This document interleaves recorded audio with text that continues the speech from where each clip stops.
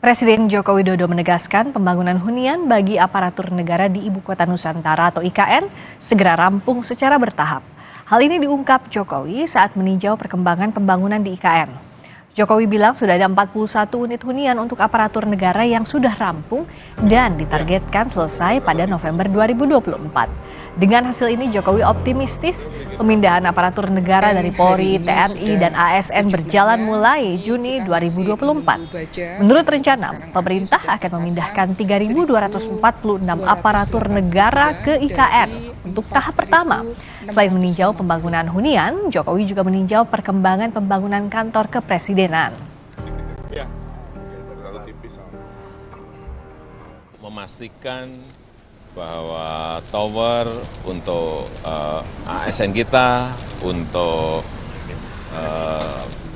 Hankam itu bisa selesai dengan tepat waktu, sehingga pergeseran ASN ke sini dari Hankam ke sini itu sudah bisa dimulai bulan Juli. Pelan-pelan, ini kerja masih jangka panjang, tapi harus dimulai. Dan hari ini kita telah topping off untuk menunjukkan bahwa gedung itu sudah hampir jadi.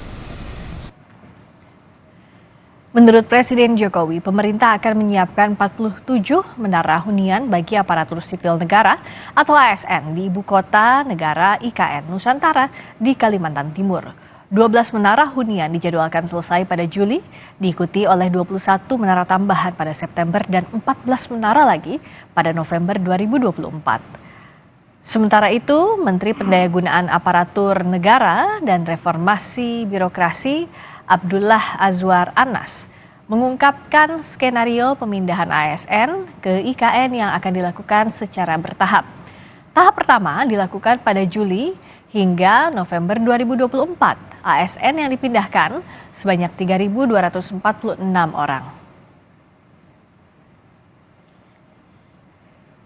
Presiden Joko Widodo akan mulai berkantor di Ibu Kota Nusantara IKN, Kalimantan Timur pada Juli 2024. Jokowi menyebut menunggu bandara dan jalan tol selesai dibangun.